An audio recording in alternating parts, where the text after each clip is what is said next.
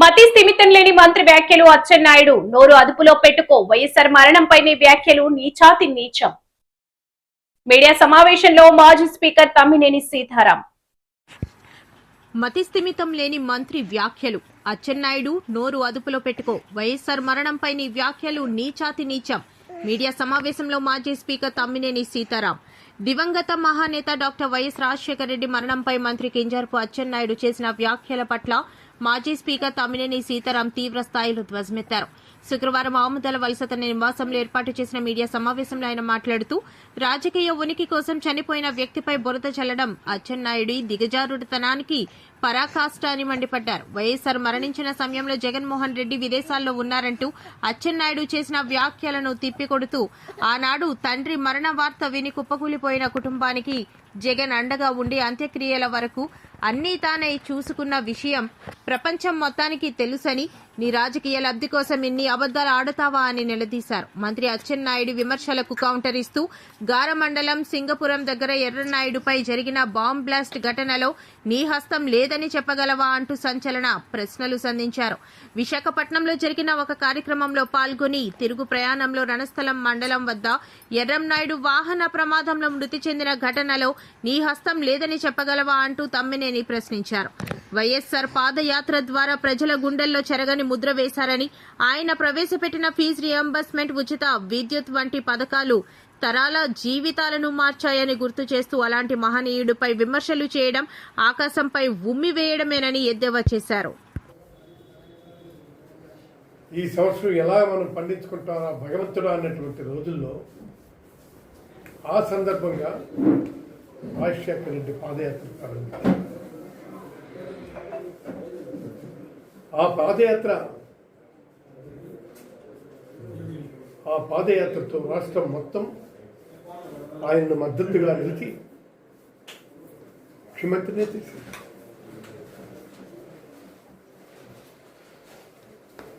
వచ్చి రాగానే ఉచిత విద్యుత్ ఫైల్పై మొదటి సంతకం చేస్తానని చెప్పి మాటిచ్చి సంతకం చేసినటువంటి మహామనిషి వైఎస్ రాజశేఖర రెడ్డి.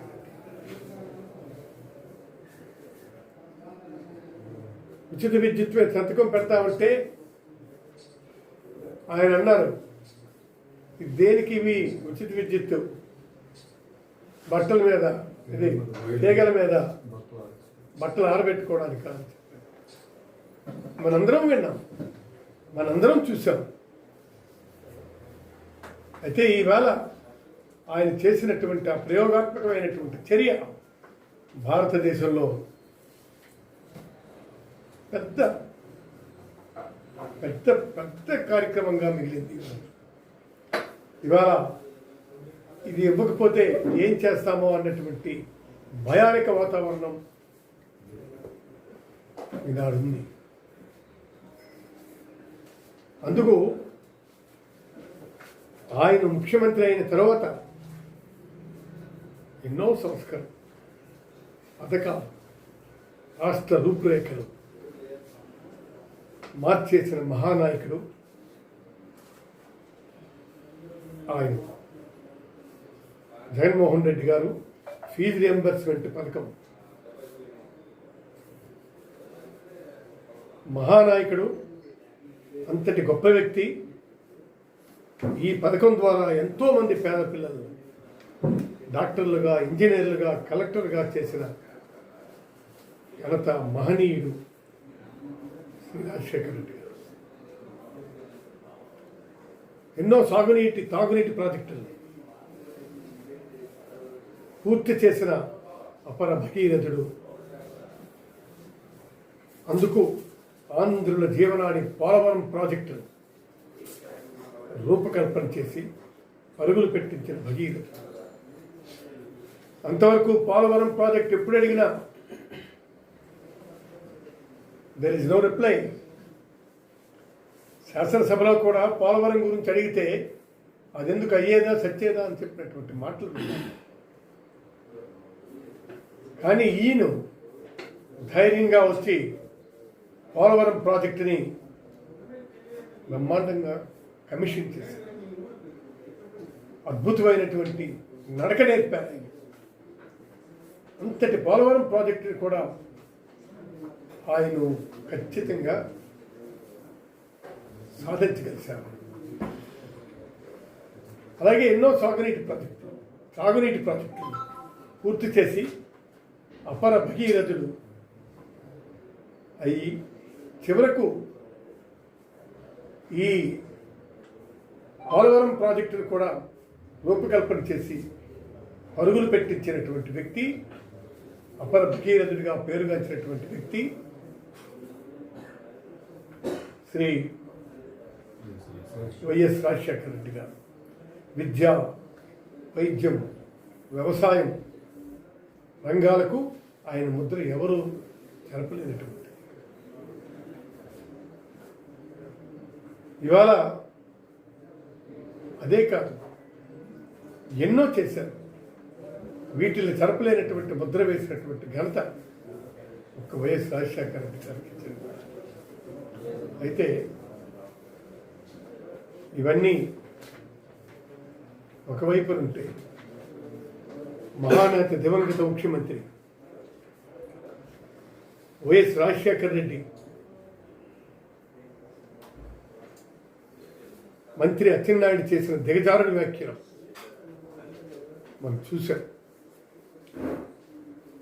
అసలు ఆయనకి ఏం తెలిసినది? చనిపోయిన వ్యక్తిపై ఇలాంటి దిగజారుడు వ్యాఖ్యలు చేయటానికి సిగ్గు ఉండాలి. మరి ఇంకెవరి మీద అన్నా ఉంటే అర్థం ఉంది. ఈ రాజశేఖర రెడ్డి గారి మీద నువ్వు అనుచిత వ్యాఖ్యలు చేశావంటే దాన్ని ఏమనుకోవాలని చెప్పినారు.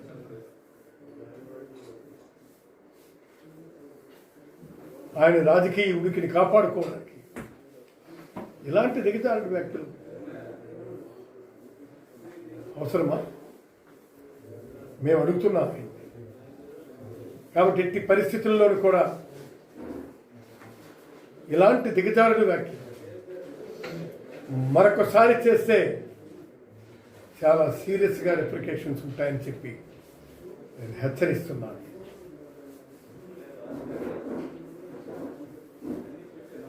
ఎర్రన్నాయుడు మరణంతో నీ హస్తం లేదా? ఆ రోజే అన్నారు చాలామంది. మొట్టమొదటిసారిగా ఇక్కడ పెట్టారు. ఆయనకి బాంబు పేలి చావు తప్పి కన్నులు అట్టుపోయినట్టు సింగపురం దగ్గర మీరు చేసినటువంటి ప్రయత్నం ఎవరికి తెలియదు. ఆ ప్రయత్నంతోనే ఆయన నేరుగా తెచ్చి ఇంట్లో వేశారు. సరే, ఆయన మరణించడానికి నీ హస్తం ఉందని చెప్పి there is a wider now. చాలా పెద్ద ఎత్తున చెప్తున్నారు. ఆ పెద్ద ఎత్తున చెప్తున్నటువంటి వాటిల్ని నువ్వు అది కాదని చెప్పి ఖండించు.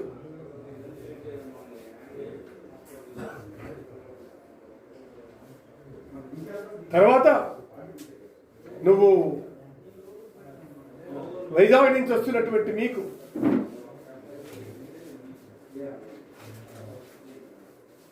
ఖచ్చితమైనటువంటి లారీ యాక్సిడెంట్ చేశారు. ఆ యాక్సిడెంట్లో మీ అన్నయ్య గారు చనిపోయారు.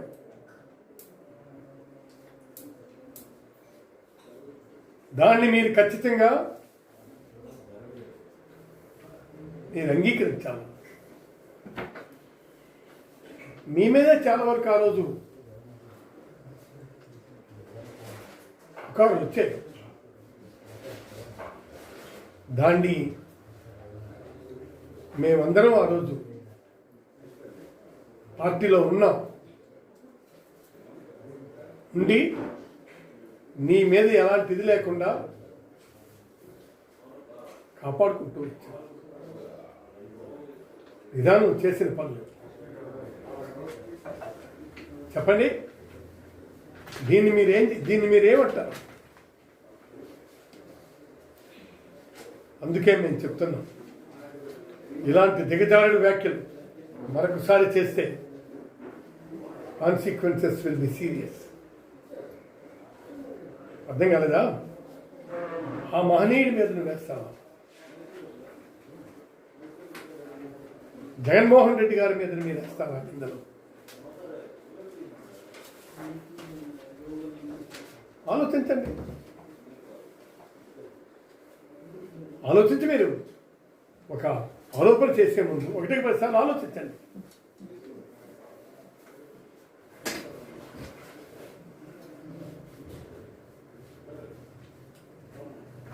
రాజశేఖర రెడ్డి గారు చనిపోయేటప్పుడు